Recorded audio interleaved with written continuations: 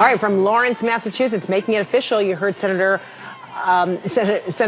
Elizabeth Warren there saying, dream big, fight hard, and win.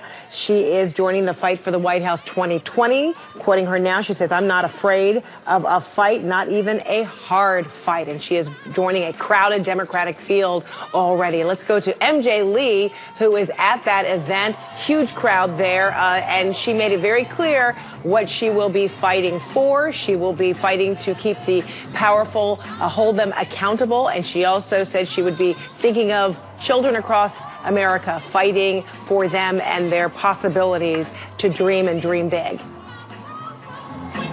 That's right, Fred. Obviously, it's very loud in here because Elizabeth Warren has just finished her speech. She has officially announced that she is running for president of the United States. And if you were listening closely to this speech, you may have lost count of the number of times that she used the word fight. And I can tell you this is going to be the backbone of her candidacy and her campaign. This fundamental idea that when the people come together, they can fight against corruption and a rigged system that doesn't work for the people. Now, what she said is that there is a rigged system that props up the rich and the powerful and kicks dirt on everyone else. Again, this is going to be the driving force of her 2020 campaign that just officially began today. Now, if you were also listening to her speech, we basically got a blueprint of all of the policy positions that she is going to be talking about over the next year or so. Her anti-corruption bill, we very much expect this to be a top priority for Senator Warren. She also talked about taking on Wall Street, obviously another issue that she has worked on for many years. She talked about her support for Medicare for all, for the Green New Deal, and her proposal to tax the rich, the details of which we got just last month. Now, as for whether Senator Warren talked about President Trump much, by my count, she only said the word Trump just twice. This was at the moment in her speech when she was talking about the fact that she believes the Trump administration has been one of the most corrupt in living memory. However, do not be mistaken.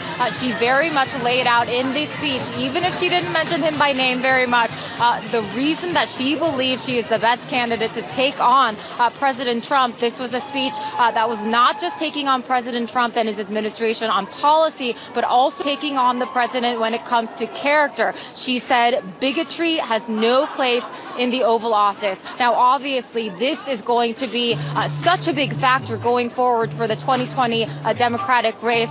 These various candidates are now going to be fighting for and making the case for why they believe they're the strongest candidate to take on the President of the United States. And Elizabeth Warren behind me just made the case to the country as formally a presidential candidate. Fred.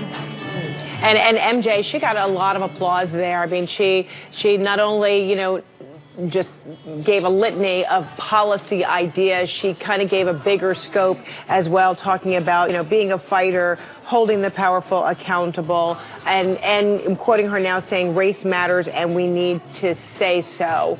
Give me an idea of who was in the audience. I mean, it really just looks like a kaleidoscope of people. Well, obviously, it is very cold here. When she actually took the stage, she thanked everyone for coming out despite the cold weather. It is sub-freezing temperatures here right now. I can tell you, just having spoken to a couple of people before Elizabeth Warren took the stage, not everyone here is necessarily decided that they're going to be supporting Elizabeth Warren. But nevertheless, they wanted to come out here because the Democratic primary is just getting started, and they're interested to hear what she has to say.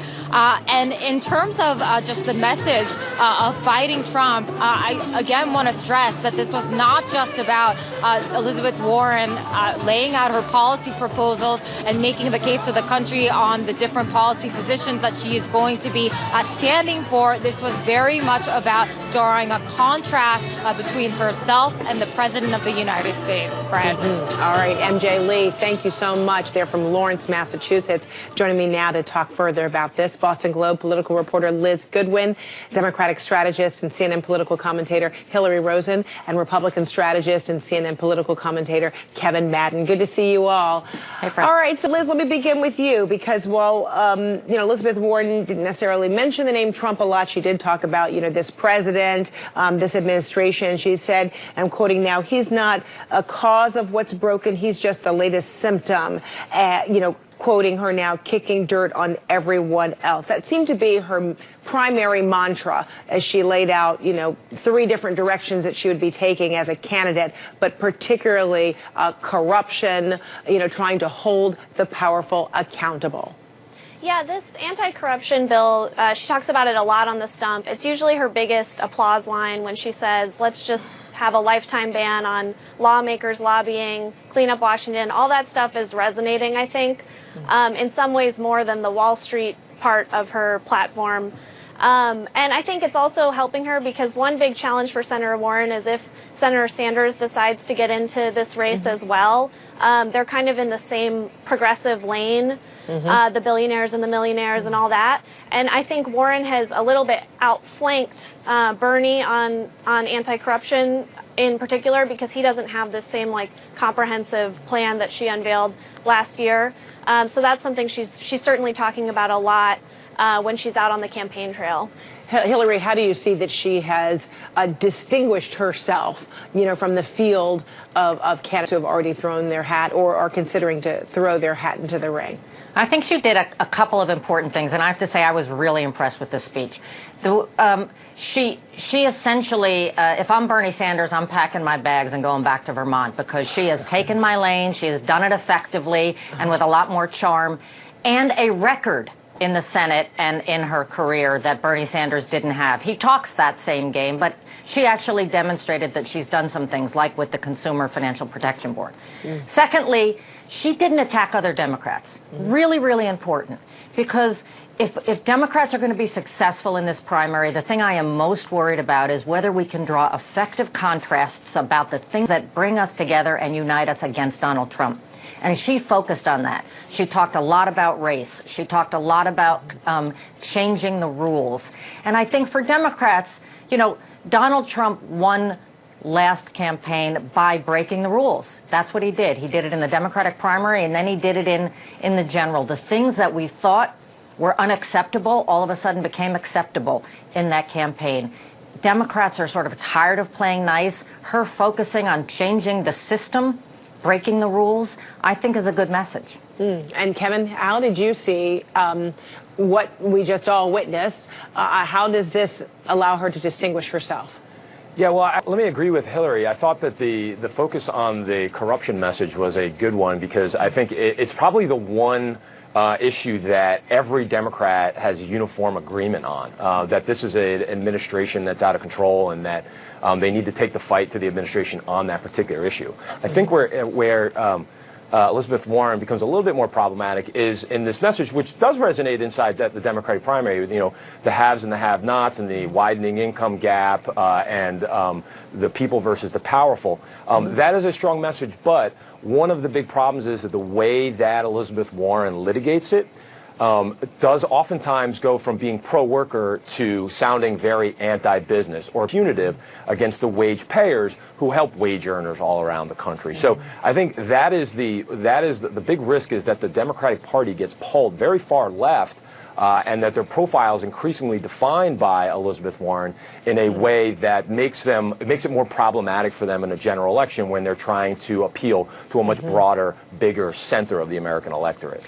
Perhaps she is a viable threat because the Trump-Pence re-election campaign actually released a statement about Elizabeth Warren before she even took to the podium there, before she even spoke, preemptively saying this: Elizabeth Warren has already been exposed as a fraud by the Native Americans she impersonated and disrespected to advance her professional career and the people of Massachusetts she deceived to get elected. The American people will reject her dishonest campaign and socialist ideas like the Green New Deal that will raise taxes, kill jobs, crush America's middle class. So, Hillary, is that an indicator that the White House believes that she is a viable threat?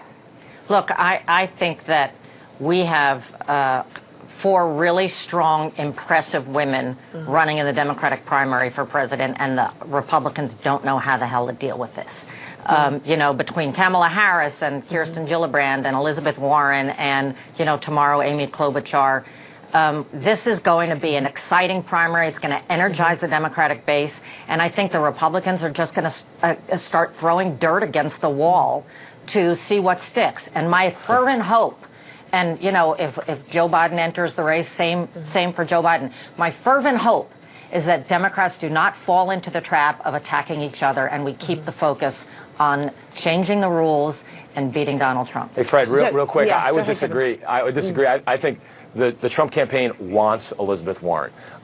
What they're going to need in order to win in 2020 They want a fight just like Elizabeth Warren says. She is a fighter. Maybe they want to activate their base, and then they want to have somebody that they believe is sort of cancels out with some of the big middle. And Elizabeth Warren, you have a lot of never Trumpers out there, people, Republicans that said they would never vote for Donald Trump.